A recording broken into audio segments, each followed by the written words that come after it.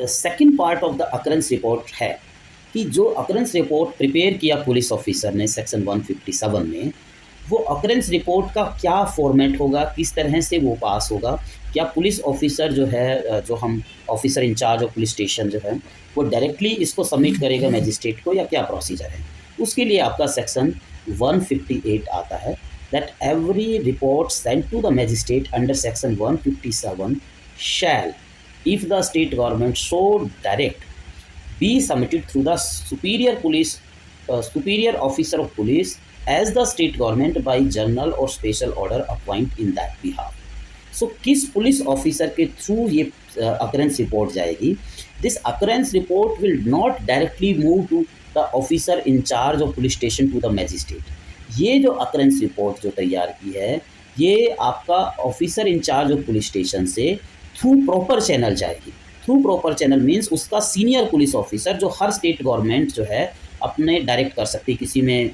Deputy superintendent of police भी कर सकती है, किसी में सुप्रिटेंडेंट ऑफ पुलिस भी हो सकता है, ठीक है। तो जो स्टेट गवर्नमेंट है, बिकॉज जो क्रिमिनल प्रोसीजर है वो आपका कंकरेंट लिस्ट में आती है,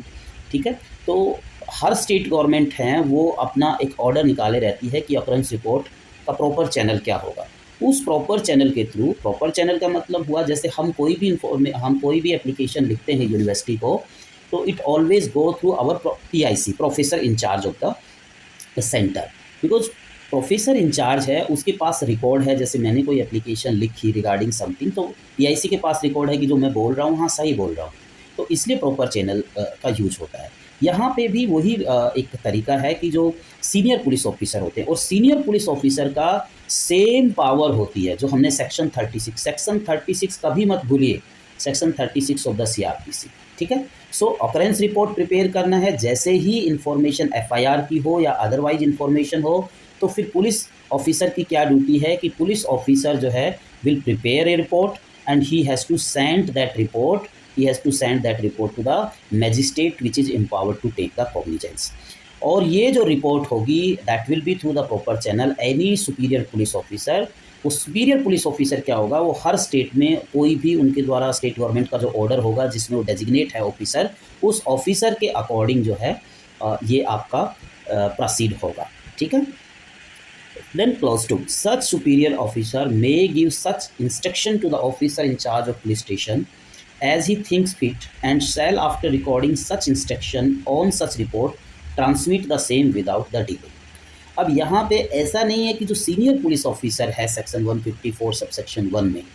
वो officer in charge of police station ने जो रिपोर्ट बनाई थी उसमें कुछ चेंज नहीं कर सकता या पुलिस ऑफिसर को कुछ डायरेक्ट नहीं कर सकता।